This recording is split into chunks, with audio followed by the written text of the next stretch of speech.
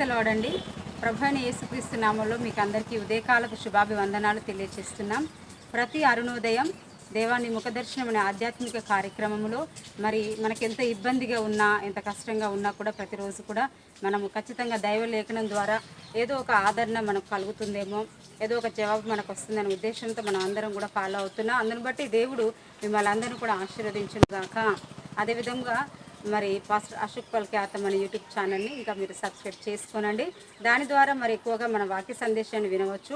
మరి మనుషులు కనబడుతున్నారు, మనుషులు మాట్లాడుకుంటున్నారంటే ఏ రోజు మనకు దీవెన కలగదు, కానీ దేవుని వాక్యం కదా, దేవుడు మాట్లాడుతున్నాడు మన ఉద్దేశంతో చూద్దాం. ఈ రోజు కావాల్సిన లేఖన భాగం మనం చూద్దాం. మరి సామెతలు 3వ అధ్యాయం మొదటి 3 వచనాలు కూడా చూడొచ్చు. నేను ఒక వచనం చదువుతాను. నా కుమారుడా, నా ఉపదేశమును మరవకము, నా ఆజ్ఞను హృదయపూర్వకంగా గైకొనుము, అవి దీర్ఘాయువును సుఖజీవంతో గడుచు సంవత్సరంలో శాంతిని నీకు కలగచేయును. ఆమెన్. ఎంతో అద్భుతమైన దీవెనకరమైన మాటలు ఇందులో రాసి ఉంచారు దేవుడు సొలొమోన్ గారి ద్వారా. అదేవిధంగా నా కుమారుడు అని దేవుడు తెలియజేస్తున్నాడు. అది కుమారునైనా కుమార్తెనైనా దేవుడు ఒకే రీతిగా ప్రేమించే దేవుడై ఉంటున్నాడు. నా ఆజ్ఞలను హృదయపూర్వకంగా గైకొనమని చెప్తున్నాడు. మరి చిన్న పిల్లలకి మనము ఏదో గొప్ప గొప్ప ఆజ్ఞల భారం మనం మీద పెట్టము, కానీ మరి చిన్న చిన్న అలవాట్లు మనము నేర్పిస్తూ ఉంటాం. మరి మోహన్ సి లాజరస్ గారు ఒక గొప్ప దైవజనులు కేరళ రాష్ట్రంలో. అయితే వారు ఎప్పుడు కూడా ఒక సాక్ష్యం చెప్తూ ఉంటారు. ఏమిటంటే, చిన్ననాడు వాళ్ళ తల్లిగారు మరి పడక ఏ విధంగా ఎత్తుకోవాలి, తన బెడ్షీట్ తాను ఏ విధంగా మడతపెట్టి ఉంచుకోవాలి, అన్నం తినేటప్పుడు మరి 5 వేళ్ళు చక్కగా నోట్లో పెట్టుకొని అంట్లు కింద పడకుండా ఏ విధంగా తినాలి, తిన్న తర్వాత ప్లేట్ ఏ విధంగా నీట్గా ఉంది, ప్లేట్ చుట్టూ టేబుల్ పైన లేదంటే నేలపైన అంట్లు పడ్డాయా లేవా చూసుకోవాలి అని ప్రతిరోజు నేర్పిస్తూ ఉండేదట. చేతిని శుభ్రంగా కడగడం అతి చిన్న వయసులో నేర్పిస్తూ ఉండేదంట.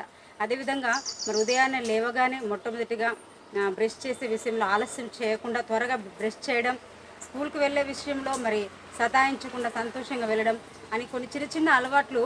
మరి అతడు ఇంత పెద్ద వయసుకు వచ్చాక అతడు చెప్తున్న సాక్ష్యం ఏంటంటే, మా తల్లిగారు మరి గారాబం చెయ్యకుండా ప్రతి విషయం నాకు నేర్పించి ఉన్నారు. నా పడక నేనే ఎత్తుకునేవాడిని, నా భోజనం నేనే సక్రమంగా తినేవాడిని, అంట్లు పడకుండా చూసుకునేవాడిని, నన్ను ఎవరు తయారు చేయకుండా నేను స్కూల్కి వెళ్ళేవాడిని. అలాంటి అలవాట్ల వలన ఈరోజు నాకు మంచి అభ్యాసం కలిగినది. అవి నేను ఎప్పుడు కూడా మర్చిపోలేను. చూడండి, కొంతమంది చాలా పెద్దవాళ్ళు, అది తప్పు కాకపోవచ్చు, కానీ ఆహారం తిన్నప్పుడు మన ప్లేటు చుట్టూ కూడా అంట్లు ఉంటాయి. ఆ తర్వాత అలాగే లేచి వెళ్ళిపోతారు. అంటే దేవుని వాక్యం సెలవిస్తుంది, చిన్న చిన్న విషయాలు, చిన్న చిన్న ఆజ్ఞలు పాటించడం ద్వారా ఆ తర్వాత వాక్య ఆజ్ఞలు అంటే బైబిల్ సందేశ వాగ్దానాలు కావచ్చు, వాగ్దానంతో కూడిన నిబంధనతో కూడినటువంటి ఆ యొక్క ఆజ్ఞలు పాటించినప్పుడు మనకు దీవెన కలుగుతుంది. మనం చిన్న చిన్న వాటిని పాటించినప్పుడు గొప్ప ఆజ్ఞలు దేవుడు మన వయసును బట్టి మన మీద మోపినప్పుడు అవి కూడా మనము అనుసరించలేని మరి సోమరులుగాను, లేకపోతే మరి పెడచెవున పెట్టేవారుగాను మనం తయారవుతాం. దేవుడు ఆ విధంగా కోరుకోవట్లేదు. చిన్న వయసు నుండే నీకు నేర్పాలని, నువ్వు యవన వయసులో తప్పిపోకుండా వాక్యం చేత నడత స్థిరపరచుకోవాలని, పెద్ద వయసుకు వచ్చినప్పుడు ఇతరులకు మాదిరికరంగా ఉండాలని దేవుడు కోరుకుంటున్నాడు. దేవుని ఆజ్ఞలు ఏవి భారమైనవి కావు అని వాక్యం సెలవుస్తుంది. నిజముగా మనము పాపాన్ని మానివేసుకోవాలంటే అది భారమైంది కాదు. ఆ పాపం చేయాలనిపించినప్పుడు ప్రతి ఆజ్ఞ మనకెంతో భారంగా అనిపిస్తుంది. లోకస్తులాగా బ్రతకాలి, ఇతరుల జీవితాలు పాడు చేయాలి అన్నప్పుడు ఆజ్ఞ చాలా కఠినంగా అనిపిస్తుంది. కానీ ఎవరైతే నీతిగా బ్రతకంటున్నారో, క్రమశిక్షణగా జీవించాలనుకుంటున్న వారికి ఆజ్ఞలు ఎంతో తేలికగా ఉంటాయి.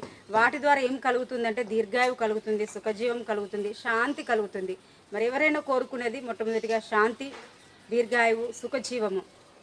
డబ్బున్న సుఖజీవం ఉండకపోవచ్చు, శాంతి ఉండకపోవచ్చు, కానీ దేవుని వాక్యం వింటే శాంతి ఉంటుంది, సుఖజీవం ఉంటుంది. ఎందుకంటే దేవుని మాటలు ఎప్పుడు కూడా మనం ఎడారిలో వెళ్ళినా బ్రతికించేవి దేవుని మాటలు, అరణ్యంలో వెళ్ళినా బ్రతికించేవి. నీకు ఎవరు సహాయం చేయలేని మనుషుల మధ్యలో ఉన్నా కూడా నీకు సహాయం చేసే దేవుని మాట. కాబట్టి ఆయన మాటలు మనం విందాం. మన ఇంట్లో ఉన్న చిన్నపిల్లలకు కావచ్చు, లేకపోతే యవనస్తులు కావచ్చు, మనము దేవుని ఆజ్ఞలు పాటించేలాగా చేద్దాం. అలాంటి కృప దేవుడు మనకందరికీ అనుగ్రహించను గాక. సామెతలు 3వ అధ్యాయం మొదటి వచనంతో పాటుగా ఇంకా కింది లైన్స్ మీరు చదువుకోండి, ఎంతో బాగుంటాయి. ఉదయం లేచినప్పుడు సామెతలు మరి 3వ అధ్యాయం మొదటి నుంచి మీరు చదువుకొని చూడండి, ఎంత అద్భుతమైన మాటలు ఉంటాయో. పిల్లలకు, కుటుంబానికి ఎంతో దీవెనకరంగా ఉంటుంది. అలాంటి కృప దేవుడు ఈరోజు మనకందరికీ అనుగ్రహించును గాక. ఆమేన్. ప్రార్థన చేసుకుందామండి. మహోన్నతుడ, సర్వశక్తి గల ప్రభువా, ఉదయకాల సమయంలో మరి ఎంతమంది బిడ్డలైతే వాక్యానుసారంగా నిజమే కదా, మంచి అలవాట్లు కలిగి ఉండడం ద్వారా, మంచి ఉద్దేశంలో కలిగి ఉండడం ద్వారా మరి పెద్దవారైనప్పుడు చిన్న వయసులో నేర్చుకున్నవి అవి మళ్ళీ ఆజ్ఞలు కానీ మరి పని భారం కానీ ఏది కూడా ఎక్కువ అనిపించదని వాక్యముల ద్వారా మేము నేర్చుకుని ఉన్నాం. ఆ రీతికి బిడ్డలు ఎవరైతే ఆశపడుతున్నారో వారి జీవితాల్లో ప్రతి అలవాటు మంచిదిగా వారి తల్లిదండ్రులు నేర్పించినవి కావచ్చు, వారి గురువులు నేర్పించినవి కావచ్చు, లేకపోతే వారు నేర్చుకున్న ఆ యొక్క తండ్రి ఎక్కడైతే ట్రైనప్ అవుతూ ఉంటారో ఆ చోట కావచ్చు, వారు నేర్చుకునే విషయాలు ఆచరణ పెట్టే భాగ్యం దయచేయండి. మరి విషయానికి వస్తే ఆజ్ఞలు కూడా పాటించడం ద్వారానే వాగ్దానం నెరవేర్చబడుతుందని గుర్తు చేశారు. అదేవిధంగా ఈరోజు బిడ్డలు ప్రారంభిస్తున్న పనులు కానీ, వారి యొక్క ఉద్యోగ విషయాలు కానీ, వారి యొక్క వివాహ విషయాలు కానీ, వారి యొక్క కుటుంబ విషయాలు కానీ, ఏ పనైనా చిన్న పనైనా గొప్ప పనైనా ఆయా బిడ్డలు ప్రార్థించుకున్నప్పుడు మీరు తోడుగా ఉండండి. మీ దేవదూతలను పంపించండి, అద్భుతం జరిగించండి. మహిమ తెచ్చుకుని దినమంతి కృపలతో నింపి నడిపించమని యేసయ్య పరిశుద్ధ శక్తులకు నిన్న నామములో ప్రార్థించి వేడుకొంచున్నాము తండ్రి. ఆమేన్.